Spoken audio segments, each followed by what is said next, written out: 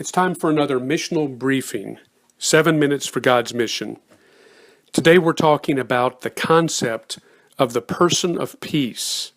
It's a very important concept in learning to become a more missional Christian.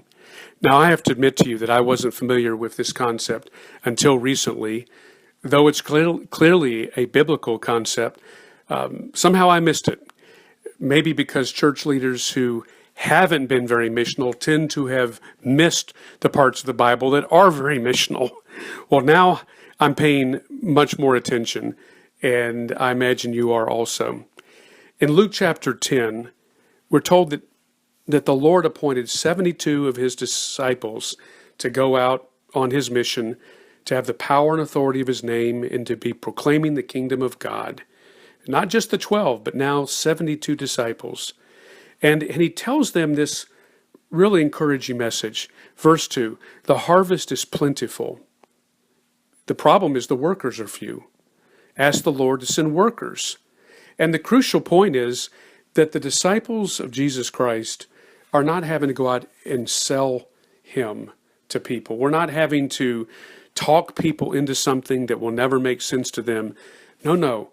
Like plants grow naturally, as agriculture naturally produces fruit, God is already at work because he has already sent people to sow seeds and use circumstances to improve the soil of people's hearts. So before we even think about befriending people and sharing our faith with them, God is at work growing them.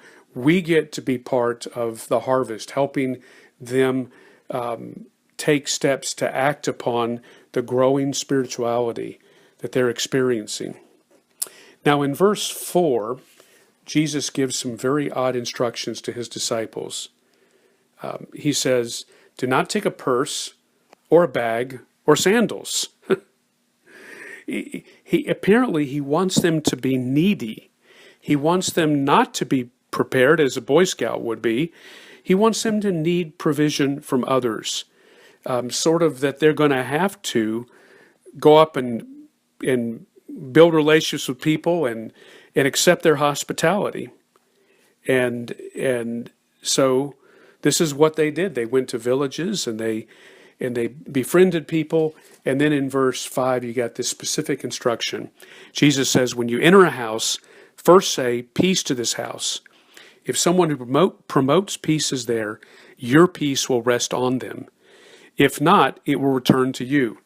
So this is about receptivity. Jesus is saying, when you're invited in some way into a conversation, give a blessing, be gracious, say words of peace to people. And if they respond positively to you, then perhaps this is a person of peace. And so accept their responsibility.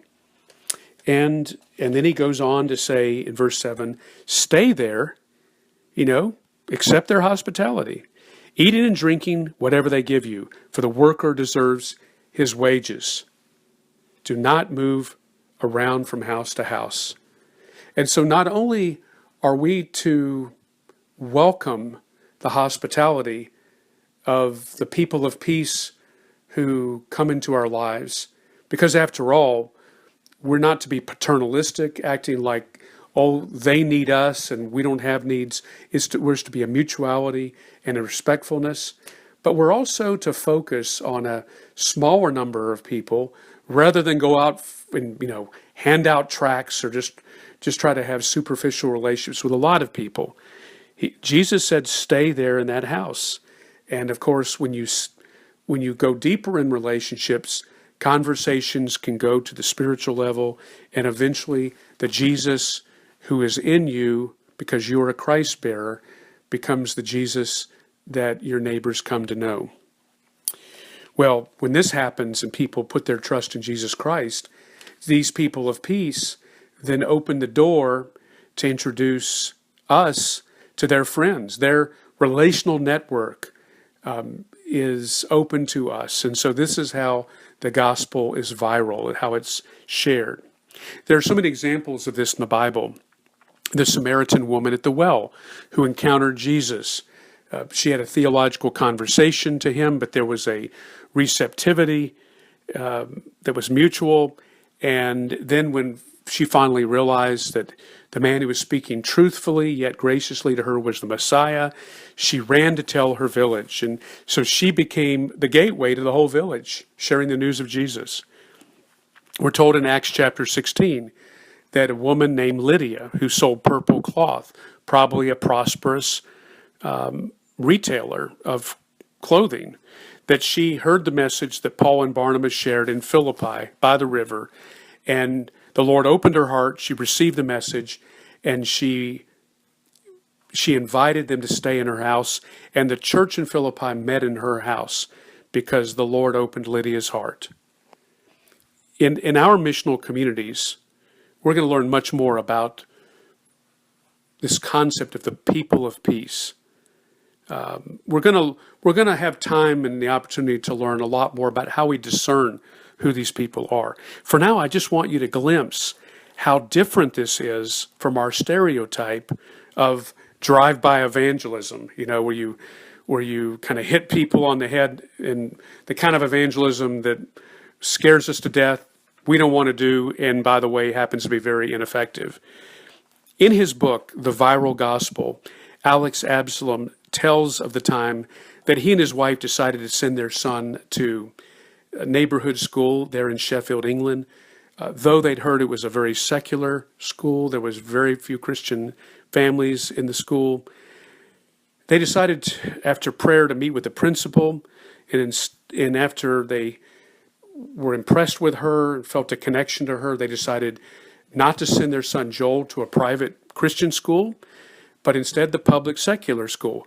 Well, they would walk him to school, and they would intentionally hang out to try to meet the other parents, and eventually there were many God conversations that were started in those friendships.